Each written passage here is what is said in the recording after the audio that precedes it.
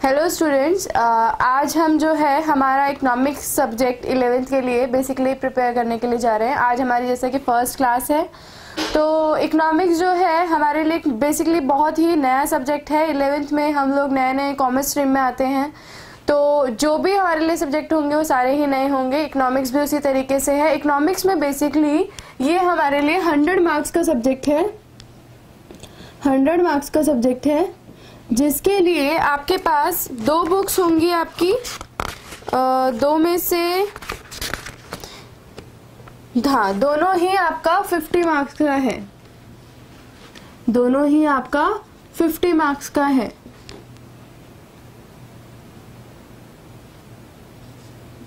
पहली जो है वो स्टार्ट्स हो गया आपका। स्टार्ट्स के अंदर, स्टैटिस्टिक्स के अंदर बेसिकली अगर इसका पूरा नाम मैं लिखूं, पहले तो मैं स्टैटिस्टिक्स ही लिख देती हूँ। ये फर्स्ट स्टैटिस्टिक्स है और यहाँ पर इकोनॉमिक डेवलपमेंट है, इकोनॉमिक डेवलपमेंट। बेसिकली स्टैटिस्टिक्स का पूरा नाम है स्टैटिस्टिक्स फॉर इकोनॉमिक्स, क्योंकि हम इकोनॉमिक्स ही पढ़ रहे हैं। तो ये आपके 2 टॉपिक हैं, एक है 50 मार्क्स के अंदर ये बुक, एक है 50 मार्क्स के अंदर ये बुक। बेसिकली जो स्टैटिस्टिक्स है वो थ्योरी एंड प्रैक्टिकल दोनों ही हैं, लेकिन आप बोल सकते हैं कि जो प्रैक्टिकल है वो ऑलमोस्ट, चलो दोनों ही हैं, लेकिन ये है कि स्टैटिस्टिक्स में अगर मैं बात करूं बेसिकली तो वैसे वो प्रैक्टिकल सब्जेक्ट होता है, लेकिन स्टैटिस्टिक्स फॉर इकोनॉमिक्स है आपके लिए। अभी स्टैटिस्टिक्स एक न्यू सब्जेक्ट है, तो इसीलिए यहाँ पर थ्योरी भी आपको दी गई होगी, क्योंकि 11th है, स्टार्टिंग लेवल है, तो ऑब्वियस है कि हर एक चीज़ की आपको डेफिनेशन, उसका मीनिंग, उसका एडवांटेज, डिसएडवांटेज, यूज आपको मेनली सब कुछ जो थ्योरी में ही मिलेगा। नेक्स्ट है प्रैक्टिकल पोर्शन। प्रैक्टिकल पोर्शन में आपको न्यूमेरिकल्स होंगे जो बहुत ही ईजी होते हैं, न्यूमेरिकल्स होंगे जो कि बहुत ही इजी हैं। बेसिकली जैसे मैथ्स के अंदर आप लोग क्वेश्चन आंसर्स करते हैं, वही स्टैट्स के अंदर भी न्यूमेरिकल्स होंगे जो हमें करने हैं, आगे हम देखेंगे कैसे करेंगे। लेकिन इकोनॉमिक डेवलपमेंट जो है ये बेसिकली 100% थ्योरी सब्जेक्ट है। इसके अंदर बेसिकली आप ये देखेंगे कि इकोनॉमिक का जो डेवलपमेंट हुआ है वो किस तरीके से हुआ है, पहले क्या था, अब जो हमारी टेक्निक्स हैं वो किस तरीके से हैं। तो बेसिकली इकोनॉमिक डेवलपमेंट यही बताता है।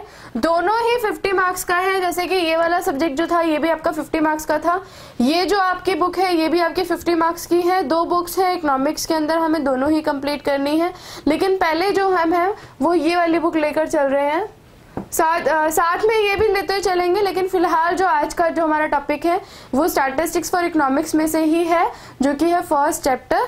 तो अब हम स्टार्ट करते हैं हमारा। ये तो फिलहाल मैंने आपको थोड़ा सा इकोनॉमिक्स के बारे में बताया था कि किस तरीके से आपको क्या जो बुक्स हैं वो किस तरीके से प्रिपेयर करनी है। थ्योरी है, प्रैक्टिकल है, नंबर वाइज उसका वेटेज कितना है, हर एक चीज़ मैंने आपको अभी बस यही बताया था। अब हम आगे अपना चैप्टर स्टार्ट करते हैं, जो कि है first chapter.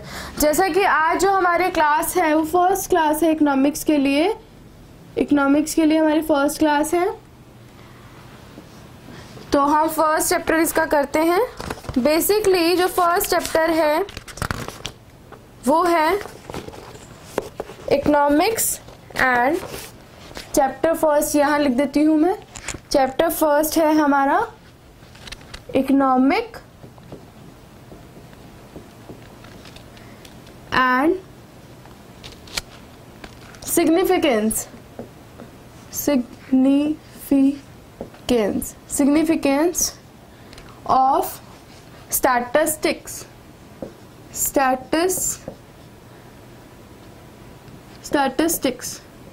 Statistics in economics.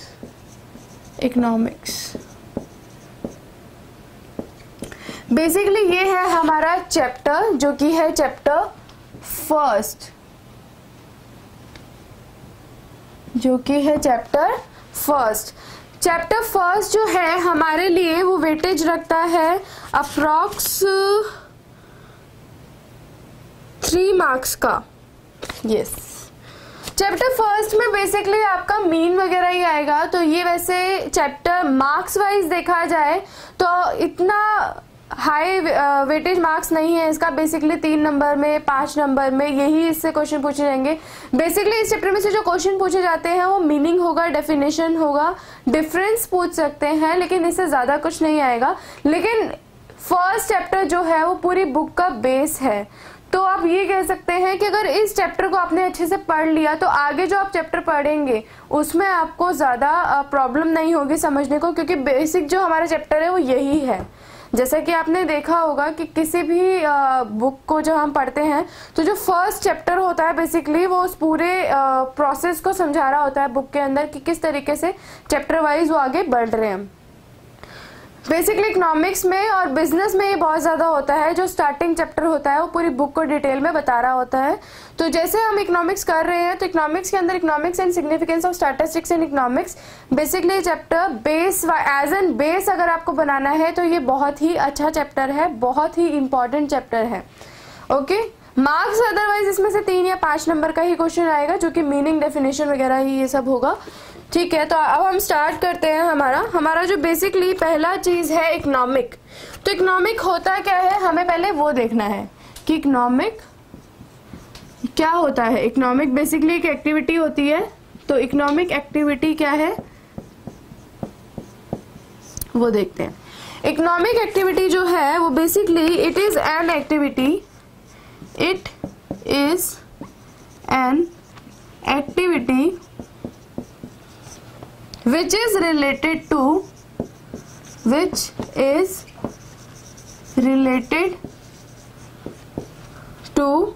the use of scarce means। यहाँ पे मैं आपको मतलब बताना चाहूंगी। means होता है resources and scarce means होता है limited। और लिमिटेड कब बोलेंगे? जब डिमांड होगी हाई एंड सप्लाई होगी लेस। तो बेसिकली अभी तक हमने सिर्फ एक ये डेफिनेशन करी कि इकोनॉमिक एक्टिविटी क्या होती है। इकोनॉमिक एक्टिविटी के अंदर जो मीनिंग है, it is an activity which is related to the use of scarce means. यहाँ पे ये मतलब है यूज ऑफ स्केयर्स मीन्स। जब भी आप किसी रिसोर्सेस को यूज करते हैं तो उस एक्टिविटी को हम इकोनॉमिक एक्टिविटी बोलते हैं। और स्केयर्स का मीन्स है लिमिटेड। लिमिटेड कब होगा? जब डिमांड होगी ज़्यादा, सप्लाई होगी लेस। मीन्स क्या है? रिसोर्सेज। इसको आगे मैं और डिटेल में बताती हूँ कि मीन्स के अंदर ये क्या बातें बोलेगा। मीन्स जो रिसोर्सेज हैं, इसको ब्रैकेट में मैं डाल देती हूँ कि जो मीन्स होते हैं आर ऑलवेज, ऐसा नहीं है कभी कभी, ऑलवेज स्केयर्स, वो हमेशा लिमिटेड होते हैं इन रिलेशन टू, यहीं से ही रिलेशन टू आर वांट्स। यहां पर देखिए कि ये जो है वो एक एक्टिविटी है which is related to the use of scarce means. Scarce means limited, resources means जो होते हैं वो हमेशा ही स्केयर्स होंगे, दैट मीन्स लिमिटेड होंगे in relation to our wants. इसके अंदर मैं एक और बात लिखना चाहूंगी कि इकोनॉमिक, इसको या यहाँ लिख देती हूँ। इकोनॉमिक्स जो होता है वो बेसिकली यही बात बोलेगा that human wants are unlimited, but resources to satisfy their wants are limited. तो आप देख रहे होंगे मैंने अभी आपको इकोनॉमिक एक्टिविटी के अंदर पहले इकोनॉमिक एक्टिविटी समझाया, सबसे पहले स्टैट्स के अंदर चैप्टर का नाम है economic and significance of statistics in economics. Stats का बेसिकली जो एडवांटेज है वो इकोनॉमिक्स में क्या है। हम इकोनॉमिक सब्जेक्ट कर रहे हैं तो इसलिए मैंने आपको सबसे पहले उस इकोनॉमिक का मीनिंग बताया कि हम इस सब्जेक्ट को पढ़ ही क्यों रहे हैं।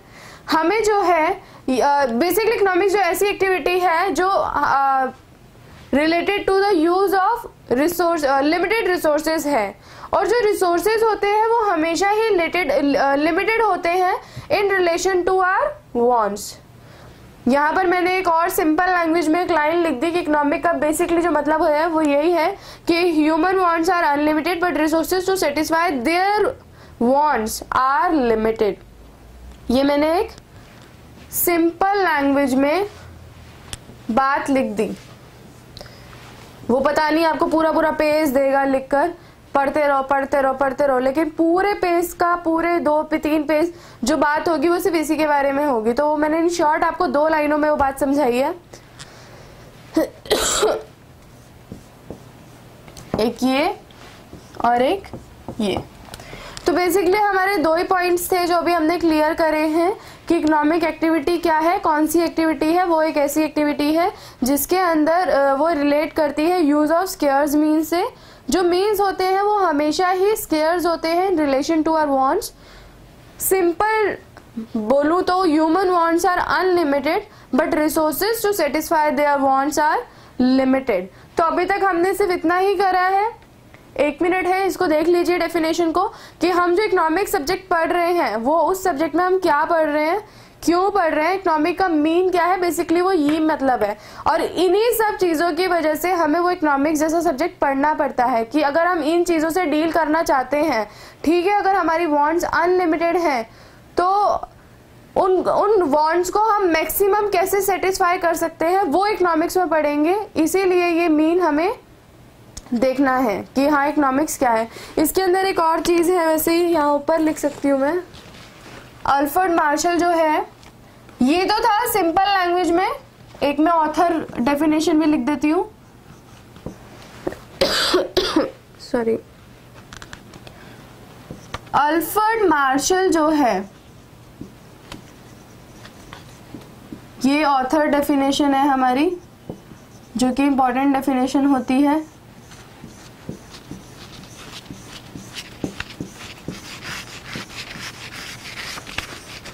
अल्फ्रेड मार्शल जो है वो कहता है जो इकोनॉमिक्स है वो स्टडी है, the study of Mankind, the study of Mankind in the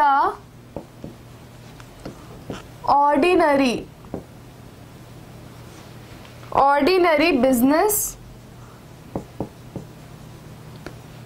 of life.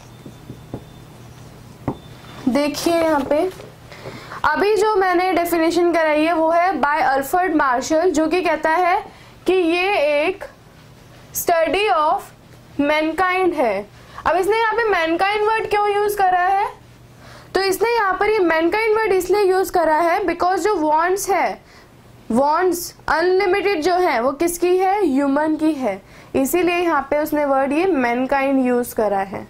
In the ordinary business of life. Normal हमारे जो रूटीन के अंदर हमारे जो वांट्स हैं वो अनलिमिटेड होते हैं। इसीलिए अल्फ्रेड मार्शल ने भी यही डिफाइन करा है कि it is the study of Mankind. तो ये जो वर्ड्स हैं बेसिकली आपको एग्जैक्टली याद करने हैं। 3 डेफिनेशन है, फर्स्ट, सेकंड, थर्ड। तीनों डेफिनेशन अच्छे से देखिए, देन आगे चलते हैं।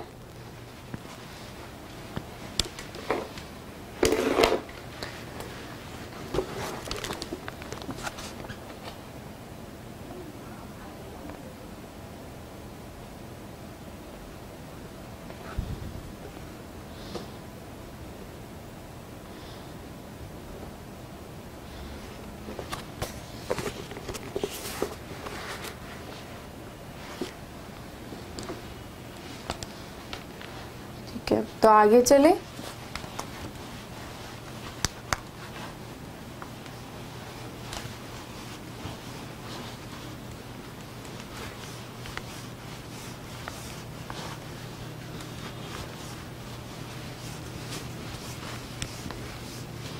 बस आपको ये याद रखना है कि जो इकोनॉमिक्स है वो स्टडी ऑफ मैनकाइंड है, और इसके अंदर जो रिसोर्सेज हैं वो स्केयर्स है। मीन्स इसके अंदर जितने भी मीन्स हैं हमारे वो स्केयर्स हैं।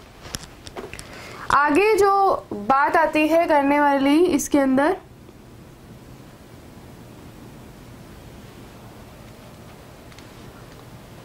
ये इस डेफिनेशन को भी हटा देती हूँ ताकि आप कंफ्यूज ना हो।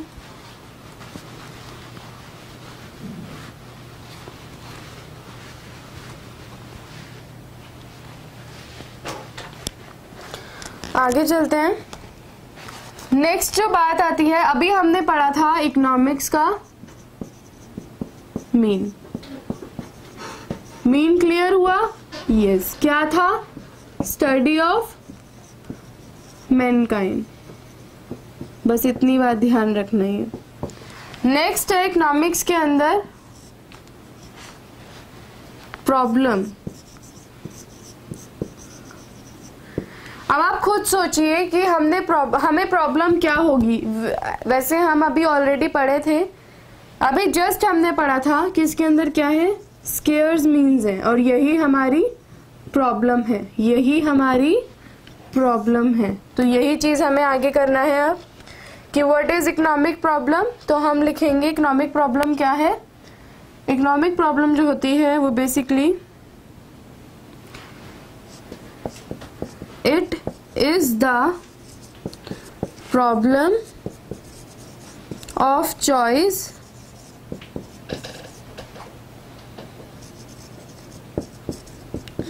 arising, जो कि arise होती है on facts that resources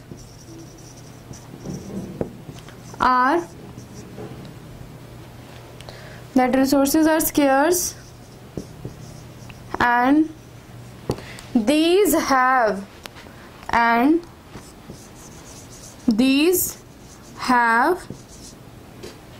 alternative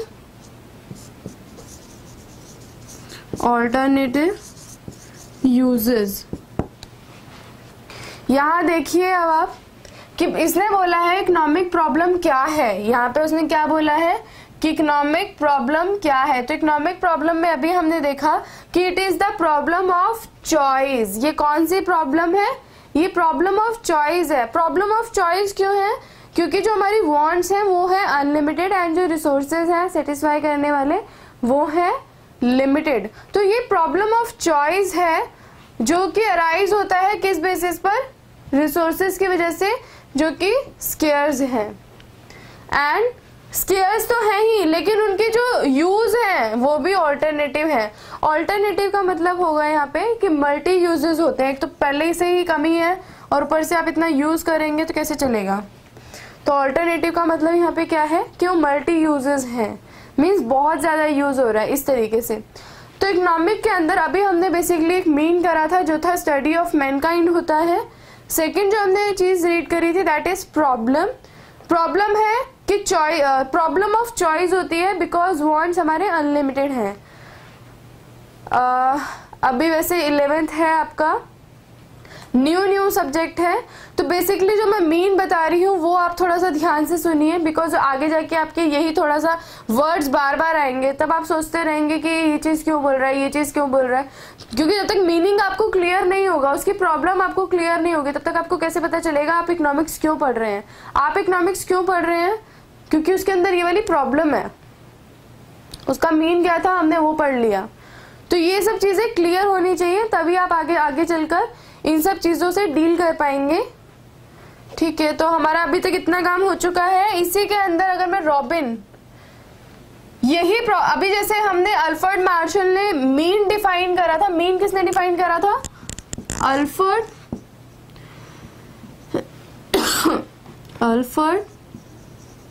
martial. वैसे ही इसकी जो प्रॉब्लम है वो कौन डिफाइन करेगा? रॉबिन। स्केयरसिटी डेफिनेशन रॉबिन के पास है। तो जो रॉबिन है वो कहता है,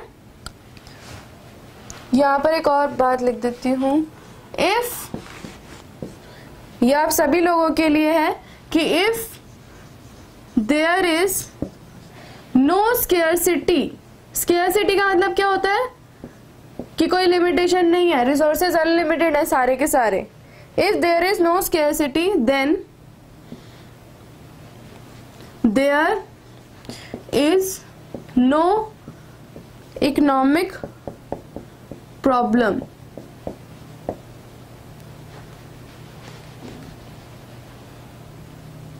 नो प्रॉब्लम। और अगर कोई प्रॉब्लम नहीं होगी तो आपको इकोनॉमिक्स जैसा सब्जेक्ट जो कि 100 मार्क्स का है वो आपको पढ़ने की जरूरत नहीं पड़ेगी। तो बेसिकली ये आप सभी लोगों के लिए था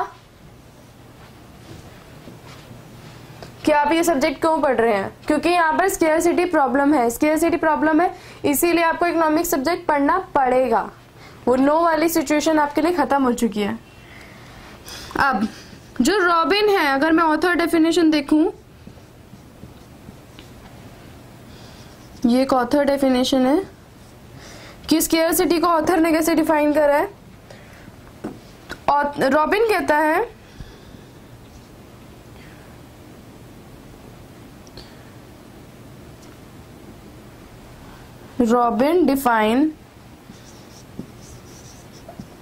Robin defines economics as, क्या डिफाइन करता है देखते हैं। रॉबिन कहता है a science that studies human behavior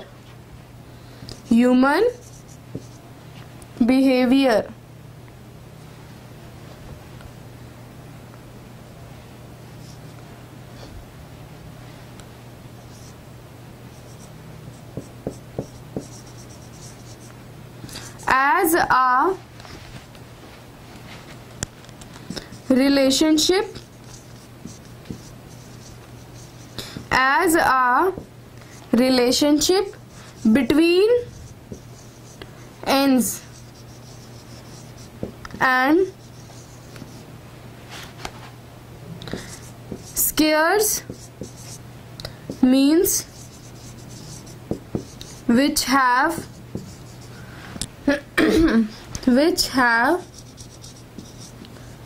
alternative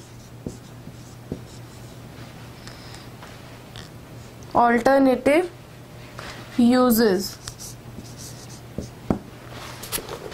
ठीक है, ये डेफिनेशन देख लेते हैं। अभी आज की क्लास के लिए यही लास्ट हमारी डेफिनेशन है कि Robin defines economics as, Robin कैसे डिफाइन करता है। रॉबिन कहता है ये एक साइंस है दैट स्टडीज ह्यूमन बिहेवियर, ये तो हमने पहले ही पढ़ा था कि स्टडी ऑफ मैनकाइंड है। As a relationship between ends, ये किसके बीच में रिलेशनशिप बताता है, एंड्स के बीच में रिलेशनशिप बताता है कि अगर आप इतना मतलब अगर आपने बिना सोचे समझे अपने रिसोर्सेज को यूज करा तो क्या हालत हो जाएगी, और सोच के अगर यूज करेंगे तो किस तरीके से हम डेवलपमेंट की तरफ बढ़ेंगे। तो ये रिलेशनशिप बताता है between ends and scarce means हम ऑलरेडी देख चुके थे। स्केयर्स मीन्स होता है लिमिटेड, दोबारा बता रही हूं, मीन्स होता है resources which have alternative uses means multi uses होते हैं। लाइक पेट्रोल अगर आप देखें तो पेट्रोल एक ऐसा ऑयल है जो 7 तरीके की चीजें बनाता है, जैसे डीजल है, केरोसिन है, पेट्रोल है। तो मल्टी यूजेस है यहाँ पे। ऑल्टरनेटिव यूजेस का मतलब है कि मल्टी, एक ही चीज को हम कई तरीके से यूज करते हैं, इसीलिए हमें बहुत सोच समझ के यूज करना चाहिए। बिकॉज हमारे यहाँ पे प्रॉब्लम है। प्रॉब्लम कौन सी है? प्रॉब्लम ऑफ चॉइस है। और वो प्रॉब्लम ऑफ चॉइस क्यों है? बिकॉज जो रिसोर्सेज है वो लिमिटेड है, रिसोर्सेज लिमिटेड है, इसीलिए आपको इकोनॉमिक्स जैसा सब्जेक्ट 100 मार्क्स का वो पढ़ना पड़ेगा। तो बेसिकली हर एक चीज डील कर रही है एक दूसरे के साथ। तो आप थोड़ी देर है आपके पास, 1-2 मिनट, आप इसको पूरे चार्ट को देखिए कि इकोनॉमिक्स के अंदर मीन कैसे है, प्रॉब्लम कैसे है। बेसिकली आज हमने यही करा है।